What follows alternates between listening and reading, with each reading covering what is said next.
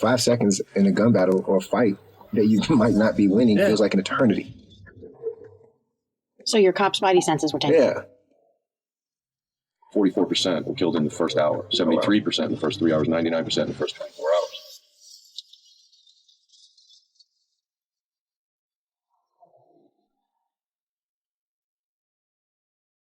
Hello and welcome to Best Case, Worst Case. This is your host, Jim Clemente, former New York City prosecutor, retired FBI profiler, and writer producer on CBS's Criminal Minds. And with me today is my lovely co-host. Hi, Jim. It's Francie Hakes, everybody, former state and federal prosecutor. How are you, Jim? I'm pretty good. And we have a pretty interesting guest today, don't we? We definitely do. And that is? Hi, I'm Jeremy Earl. And Jeremy, what is your profession? I am a police officer out of Markham, Illinois. And where's that located? That's a south suburb of Chicago. Okay. And you have another interesting career, don't you? Yes. I'm in the entertainment business. I'm an actor. Started as an actor, and I started to write and direct as well. That's pretty interesting. Well, so you're not busy at all then?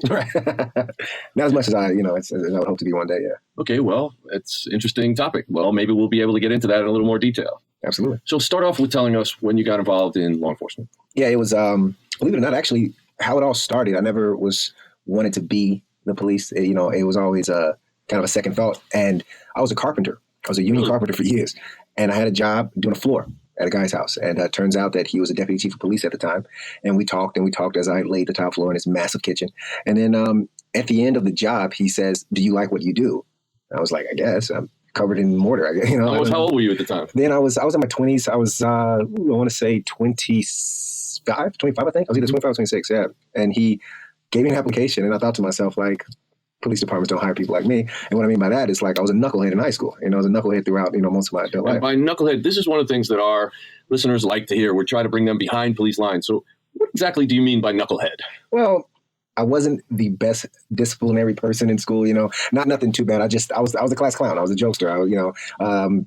Just all those kinds of things. I didn't ditch school or nothing like that. But growing up where I grew up, and I look different. I'm Serena, but I'm light skinned with green eyes and blonde hair, but I'm a black kid. And when you're growing up in the inner city of Chicago and you look that different, you become the object of bullying. Therefore, I was a knucklehead in the sense where I found comedy and acting out as a way to get a different form of spotlight on me, But then as I grew up, I started to get in trouble in high school because when I see other people being bullied, that just angered me to no end. My brother and myself, because my brother he has blue eyes and blonde hair. We're both black kids, And, I would get in trouble like that, but I was always a likable kid, even to the administration. I was always likable. So I was like, I did, crazy stuff at school. So anyway, he gave me an application.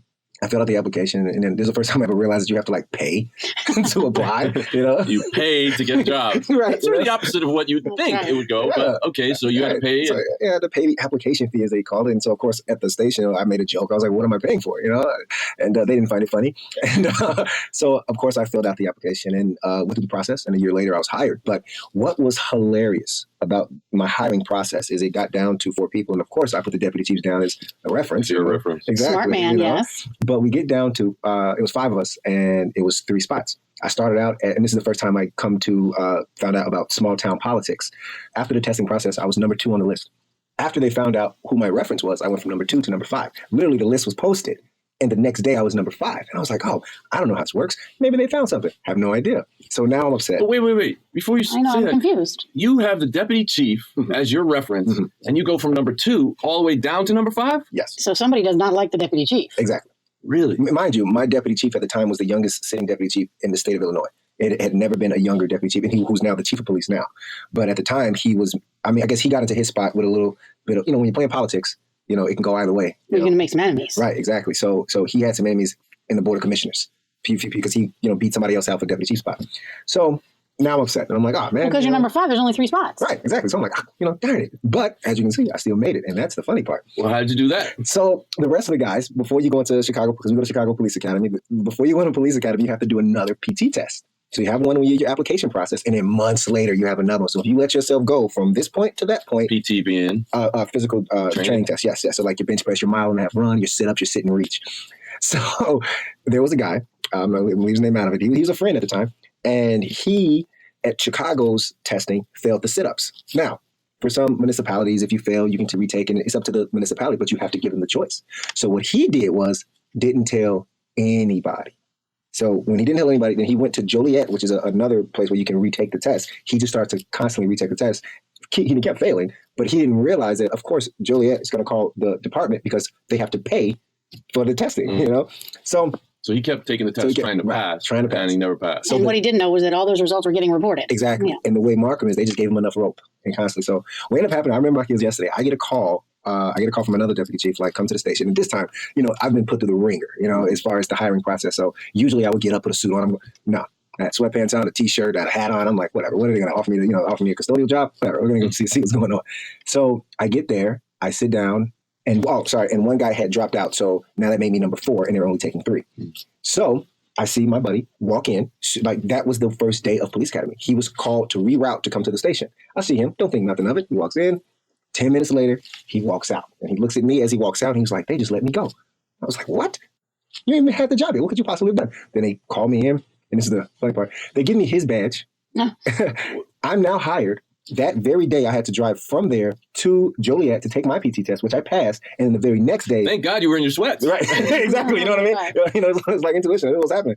And then from that day, the very next day, I was in police academy getting yelled at because I missed the first day, which wasn't even my fault. Because you weren't hired. Right, because I wasn't hired. So that guy Oh. ceased to be my friend, and that was that. Oh, he ceased to be your friend because he thinks He thought that I had some, because of my reference, he thought I had something to do. He couldn't fathom the thought that now the department looks at you like you're untrue, like you're a liar, because, Right. and literally, that's all he had to do was say, I can pass this. Let me retake it. And they would let him retake Instead, he acted like a cheater. it. Exactly. Hmm. So, Wow. Wow. Well, that's a valuable lesson for to people. my advantage. Yeah, but it's Sure. a valuable lesson for people who want to work in the government services. Yeah, That- integrity is everything. everything, because in the FBI, if you ever lie about anything, you're completely worthless as an FBI agent, because you can never testify in trial, because you would always have to be informing the defense that you lied in this process or that process. And of course, that would invalidate any testimony that you gave. And so they wouldn't want to risk that on anybody, on any case. No, we had that at the U.S. Attorney's Office. We had lists where there were some agents, not very many, but there were some agents in different agencies that had a testimony problem. And we effectively couldn't use them to investigate cases because there was no way you could ever put them in the position of having to testify at trial either. Yeah. And so it's a serious problem. Your integrity, as you said, your integrity is everything. So you're a police officer. How long, Yes. how long have you been a police officer? I hired in 07, but academy started in 08. So from that point till now, I guess you can say. Yeah. Wow. So that sounds like you might have had a lot of time to have interesting cases. So why don't you tell us about one of your cases? Best case or worst case? Where were you in your career when this particular case came in? I was a patrolman. I've been on the job for a few years. Okay. And what were you doing? What physically were you doing when you first found out about this case? Unless it's really embarrassing. No, it's not embarrassing. I was just at White Castle. I was getting a number 2, which is a bacon cheeseburger. Okay, well, let me just tell you, White Castle burgers. I remember when I was a kid and we used to go visit my grandmother in the Bronx, and we got to stop off at White Castle because we always passed the White Castle, and we got to order as many hamburgers as we wanted. Why? Because they were a nickel. Yeah. A nickel. Little tiny things that you could breathe in. And later, when I went to Fordham University, which of course is right across the street from White Castle, we used to get them, and they were up to $0.25. But it used to be when you're crawling home from the bars at night on the weekends, The best. to stop by and grab like a 6-pack or a 12-pack, Yes. and it was just amazing. So I've anyway, never thank had you for White bringing Castle. that back. It's great. So you were getting White Castle burgers, which we're affectionately named rat burgers by us. Yes. In the South, I've never had White Castle. I don't think we have White Castle. We have Crystal, which is, I think, very Okay. similar. But they were The little tiny tiny square Squares. burgers. on these soft But little you can buns. eat in like a bite. Yeah, you breathe them in. That's it. They're That's like little onion, little flakes on them. Oh, Yeah. God. Yeah. They're like the glazed donuts of hamburgers. Yeah, Very that's the true. thing. Yeah, That's a so you good can't way to just put eat it. one. Right, at exactly. No. So you're at White Castle, you're getting your burgers, and what happens? A call comes over the radio from my zone. And the call was funny only because I guess other officers had been to this particular home before I had on previous shifts. And so the dispatcher was a little annoyed, if you will, at the call in general, and tells me to report to said home for a possible runaway or missing juvenile. Okay, so that sounds like it has a few issues associated with it. One, runaway. That happens. Mm-hmm. And sometimes people think kids run away when they're actually abducted, Mm-hmm. or when they actually are just over their friends or out with somebody they shouldn't be or doing something they shouldn't be doing. So there's a lot of issues that you have to be cognizant of when you respond to a call like that. So were you solo in a car, or did you have a partner? Yes, so we ride 99, which for us means solo to a car. The only time where you ride multiple is when you're either FTO or when you start to do narcotics. So that was FTO, field training officer. When you have a field training officer, is the only time you're not solo. We're always solo in our cars. So, alone in your car. That's one of the things that has always driven me crazy about law enforcement. And I understand it from a budget perspective, but I've always felt like from a safety perspective, it is absolute insanity to force officers to ride by themselves. Yeah, most officers you talk to will share that sentiment. It's the most unsafe thing because if anything is to happen, we literally have to wait for someone to get there. And as people may know, 5 seconds in a gun battle or fight that you might not be winning Yeah. feels like an eternity. And it could also be life or death. Yes, I absolutely. mean, yeah, it's a tough situation to be in. It is. It's wrong. And it's one of the reasons why our resources, instead of going to insane things like shrimp on treadmills studies, should go to putting 2 officers in every police car. Okay, wait a minute. Shrimp on treadmills? What? Oh, it was something that came out a couple of years ago where the government was funding a study for the shrimp on treadmills. It was it's a real thing. Look it up on YouTube, shrimp on treadmills. It's Wait, are crazy. these underwater treadmills? Well, I don't Yes, get it. Of course they're underwater. The shrimp are underwater. Well, I don't know. I can see like a little red shrimp on top of a It's 24-hour fitness trying to run on treadmills. What the hell is this all about? no, Francie, have you lost your mind? Look it up on YouTube, shrimp All on right, treadmills. listeners, I we're promise going to have it's to a check thing. this out. Oh, my God. But let's make it back to the real world. Okay, shrimp on treadmills. That's got to be a winner. That's where prawn come from. There you go. That's how Okay. they get so big. Yeah, there you go. Yeah, they must have left. Anyway, so you're alone in your car. You Yes. get a call about a possible runaway or missing juvenile. Yes. What do you do? So I head over right away. And because they say it's been previous calls and the way it came out, but I'm an officer that like to make my own judgment on things, regardless of what happened with previous officers and previous people. So I get to the home, and it's a woman and a couple other kids in the home, and the woman was very distraught and upset. So that's when I started to think that most likely it's a runaway and not a kidnapping. So she was upset, meaning angry, rather than Meaning, upset, right. meaning frantic that her kid was missing. More so angry, like she did it again. She's with so-and-so. I've told the officers and they won't do anything. So when you get that, I'm like, oh, I'm already being met with kind of a negative situation. So I'm not one to throw any officer under the bus. So I was just let her know that, hey, I will do the best of my due diligence and what it is. So I took the proper paperwork. But there was something in her eye for me that was just like she really wanted help, and when her back was against the wall in the situation. And so how old was the juvenile that was missing or run away? She was 14, but she was 14 and she had a mental delay. So that for me, spikes high urgency Right. on my So part. she had the mental capabilities of somebody how Like old? a 7 or 8 year Oh, old. wow. You know. So this is serious now. Yeah, definitely. Right. And so she also had sort of a history, apparently. Mhm. When they said there were previous calls to that home, was that on that day or is this on previous dates? It was one call that day, but it was an ongoing situation on the day shift. So I worked third watch, which is the afternoon shift. So And by afternoon shift, you 4 to mean? midnight, 4 p.m. to 12 a.m. Right. Which sounds like the night shift. That to does me, sound like but- at least the evening shift. That's definitely not the afternoon. Okay, so you're on the shift. You've just found out about this 14-year-old girl who's not at home and maybe have been a runaway, maybe missing. And mother, though, is giving you some level of concern. Yeah, it was almost at her wit's end kind of a feel, because I can tell she loved her and genuinely was like worried. And a lot of times with these sorts of calls, you can run across parents that could care less. And some of it may be just the anger of the moment. They're at their wit's end and this person does so much. But this case was just different. So your cop's spidey senses were taken. Yeah. It was so different. So I asked the mother where did she think her daughter was. And she gave me a couple of leads, a couple of ideas. Now, that part of my job I take seriously in that if I'm answering a call and I have a lead that's within my jurisdiction and within my town, I'm not going to pawn it to the investigations unit. I'm going to actively track that lead as part of the service call. So normally, police officers on the street, on patrol, when they get a lead like that, they just pass it off to investigations. They'll right? just put into I mean, that's a report. very strict reading of what their job is, right? Officers get information, investigators investigate it, Mhm. right? But you're saying you take steps beyond that. Why is that? Well, in my belief, the core of any police department, whether it's investigation or not, and the backbone of any police department is the patrol unit. So even in patrol, you are still an investigator. You are meant to investigate on a short-term basis.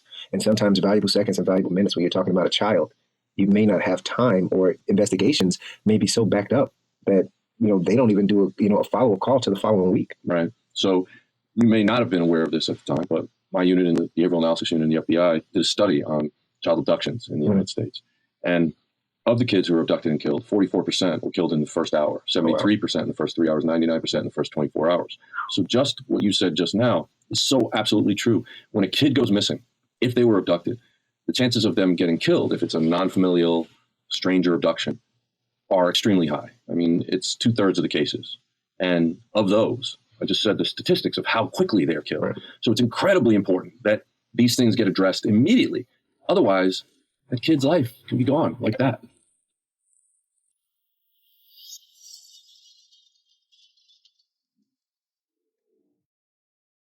Everyone has a family member who always tells the best stories. Not only does Storyworth preserve these narratives so future generations can enjoy them, but it also brings families together every week as they get to know each other better. Storyworth was founded by a guy who wanted his dad to record his amazing stories. The family enjoyed the process so much that they launched in April of 2013 so that families around the world can share in this gift as well. Here's how it works. First, purchase a subscription for someone you love, and each week, Storyworth sends them an email with a question about their life. Second, they simply reply to this email with their story, or can record it over the phone by calling the Storyworth number. All stories are private and are only shared with family that you choose. You can save and edit all your stories on Storyworth.com. It's a great gift for Father's Day, even at the last minute. I'm definitely signing my father up for it. He's got amazing stories about when he played baseball as a kid and about his time in the Korean conflict. And the best thing is, our listeners can receive $20 off by visiting Storyworth.com/best case. That's Storyworth.com/best case for $20 off when you subscribe. You said that the mother gave you a couple of ideas of where the child might be. Did she give you any idea of who the child might be with? Yes, it was somebody from another town, a female from another town, a little older, not alarmingly older, but she is just the epitome of a bad influence on someone. So the mother let me know that her daughter basically was, in a sense, comic relief to this young lady, and that she would be the one that if they were going to commit some form of crime, she would be the one to talk her daughter into doing something and have her go do it, her daughter go do it. And see, now your cop senses were tingling, my prosecutor senses are tingling, and I can't help being worried about human sex trafficking at this point. The child Absolutely. is the perfect age. She's extra vulnerable because of her developmental delay. Mm-hmm. So I'm concerned about where the story is going. So I'm interested to hear what you did next. So I just started at the locations in which the mother told me that she believed her to be, which was a couple of neighborhood kid hangouts. And she wasn't at any of those places. And the young lady that the mother thought her daughter was with was from another town, but she had been in our town. She hangs out there, so she's not in the town in which she's from. Now in Markham, there are, like in a lot of places, a lot of abandoned homes. A lot of abandoned homes that have been kicked in, used for drug houses, used for trap houses and such. And so I immediately started to think, well, putting myself in the shoes of a teenager that is with another teen, if we're going to run away, it's not summertime, I would probably go to one of these abandoned homes. Because you need shelter. Exactly. You said used for drug houses, used for trap houses. Can you tell our listeners what that means? Yes, a trap house is almost what it sounds like. It's a trap, and by way of it traps all people confined in it. Where so if you're a drug addict, you go to the trap house to take your drugs, to buy your drugs and take your drugs, and therefore you're confined. You're trapped in that house. And the same thing goes for the drug dealers. They are confined to that house because their clientele come to that house, and that's where they service them and serve them their drugs and give them a place of refuge to take their drugs. So it's called the trap house because it literally traps the people inside.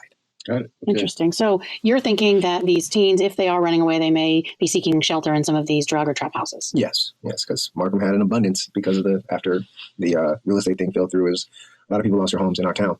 So I just set up my own little grid of where the mom's house was and just started every abandoned property. I look for entry points. Wow. So you're doing a neighborhood canvas basically and a geographic profile at the same time. Yeah, I guess. Good instincts. And as the time grew and I kept coming up negative, I began to get more nervous. Every cop has situations that mean more to them. I have daughters. So anytime any children, especially girls, it hits home with me a little bit harder than maybe most people. But I didn't get more frantic. I just became more diligent and trying to figure this out. So eventually I come to a house that from the front, it did not look abandoned, but I knew it was because, well, side note, I had contacted, he was the building department to get our list because we have a list in our dispatch area. So he told me what the list of homes was, and that's where I got to start my canvas. And so I knew that the home was abandoned, but from the front, you would not know. Nobody had broken the windows, it wasn't boarded up, but the back was boarded up because that's where people broke in from. But it's these tall fences that you couldn't see into the backyard. So I went to the windows and I saw people peeking and hide. So, okay. So I called for backup. Hey, I got somebody in home. I made entry. Should have waited for backup. I did not. You should always wait for You backup. should always wait for backup. Don't you watch TV? You should always wait right, for backup. You should always wait. This is when the audience is screaming, "Don't go in here!" I was just at that time because it was a young girl who looked around a corner to the front window because there were no window drapings and then back out. So, I knew there was a kid in there, but I didn't know the situation. And you should always wait for assistance. I did call it in. However, I didn't wait. So I made entry. And when I made entry and went around the corner, I see the young girl. I found her. And she sure is with her friend that's not really her friend. So I take them both out of the home, return the girl to her mom. And the other girl, she had to get a ride from the station and her parents were sighted. And literally a week later, another call comes in. Same house, same girl. And this went on for maybe about a week and a half where I would have to go. And at this point, the mother's calling me by name, calling the station. I want him here. So after I go through the motions and start not just taking the young girl home, I would find her. I would let her mom know I found her. Then I would take her out for something to eat. and then I would talk to her, opposed to just returning her. So now, because for me, I wanted to know, is it something she's running from? Because one of the worst things I can ever think of is returning someone to an abusive situation, because we don't know. But luckily that wasn't the case. And it was just some things that she was just confused on and she wanted to work out. So I talked to her about it and started to just check up on her. And from there, everything just quieted down. And this is probably one of the coolest things that has ever happened to me on a job. I came in for my shift, and in our hallway, the mom, her daughter, other parts of their family, and they had balloons and a card and started clapping because she had graduated 8th grade and she was getting better and started to get back on, her treatment from the therapist. And I was just taken back because I never asked for any of that. I saw somebody that was like, yo, you can help this person. And it was like on my heart to help this person. And it was just the coolest thing ever, man. I just have to say for our listeners that right now we are seeing the biggest smile on anybody's face. He's grinning. And, we don't get a lot of grinning, it seems, on Best Case, Worst Case, Jim. So what you said to her obviously made an impact on her life, and they were thanking you for that. Yeah. And the fact that, unlike other officers, not that we're throwing them under the bus or anything, but they saw it as an annoyance, where you saw it as an opportunity. And that's really an amazing thing. And I'm going to take a wild guess here, just a wild guess, and say this is a best case for you. Yeah, this was a. Can you tell us why? Well, when I first got on the job, the officer said to me, there's so much hate and so much evil and so much bad that you're going to come across. And, with bad guys, they say they run and get away. You got 20 years to catch them, which is the life of your career. And he says to me, but if you can help one person, that makes your 20 years worth it. If you can genuinely help one person. And that just stuck with me. And, and I've helped quite a few, but for her, she was just a lost soul, and nobody cared to shine. Like, her parents cared, but they didn't know what to do because they had other kids, right? And they're crying for help. And for me, being the police is about catching bad guys and whatever, but it's more so about community service. It's more so about knowing, like, I was probably one of the only officers that would park my car at the end of a block and I would go walk the beat. And other cops thought I was crazy. But when I got into the narcotics division, all those people that I used to say hi to, all those old people that sit on their porch, right? I knew everything. It's all about the connections. I mean, that's one thing that the FBI does right. I mean, they require FBI agents to develop informants, develop confidential witnesses right from the start, because that kind of network, I mean, you can't replace it. Yep. It's really amazing. Well, what you're talking about is true community policing, getting to know the community that you are policing. Yeah, it goes a long way. It goes a long way, and it feels great. I mean, I've collared huge cases as far as I'm concerned, but the positive outcome is so much better than a positive negative, which means a positive outcome off a horrible negative situation. Right. But something where, to this day, I used to, when I go back to Chicago and I see her and I'll see her walking down the street, because I'll go through my town and they call me Officer Hollywood. Gee, I wonder why. And it's like, hey, Officer Hollywood, and it's always like an update. You're like, I'm in drama class and this and that. And I was like, well, that's great. You know what I'm saying? And it's just, like, a lot of the kids in the neighborhood slowly but surely became my kids. It felt like, awesome. That's awesome. And I think an important point to make is that with teenagers, especially, troubled teenagers, they tend to be pushing away from their parents. And even if they have great parents, they don't respect them. Right. However, if another adult, especially somebody in a position of authority, pays them time and attention and makes them feel important, that is just an amazing thing. Now, of course, there are bad people who take advantage of that. But to have somebody who is a role model, such as yourself, to have spent the time not only to find her over and over again, but to sit down and talk to her and be that role model for her, be that sort of guiding light, well, that's an amazing thing. We really want to thank you for your service in that case. And I'm sure many other cases where you did a tremendous amount of work and never got the party and the balloons and the applause. So for that, we really want to thank you. Yeah, thank you, Jeremy. What a great story. I love a happy ending. Yeah. And we hope to have you back again soon to tell us about another case over the course of your career. But for now, I'm signing off on this episode of Best Case, Worst Case. Thank you for listening. Best Case, Worst Case is an XG production. Produced by Jim Clemente at Empire Studios, LA. Engineered and edited by Mike Thal. Music composed and performed by Simba Tsumba. And hosted by Wonders. You can listen to Best Case, Worst Case on your favorite listening app. We are on Spotify, Stitcher, Apple Podcasts, and wherever you listen to podcasts. Knowledge is power, and when we know the facts about sexual abuse, we can better protect kids. Darkness to Light has already trained more than 1.4 million adults to keep children safe from sexual abuse. I'm one of those 1.4 million, Jim. Using their Stewards of Children prevention training, they give you and gave me the facts, tools, and tips I needed to help keep the kids I love safe. And you can do the same with their Stewards of Children prevention training. Get trained today to prevent, recognize, and react responsibly to child abuse in your community. Learn more about Darkness to Light and child sexual abuse prevention at www.d2l.org. That's D, the numeral 2, L.org.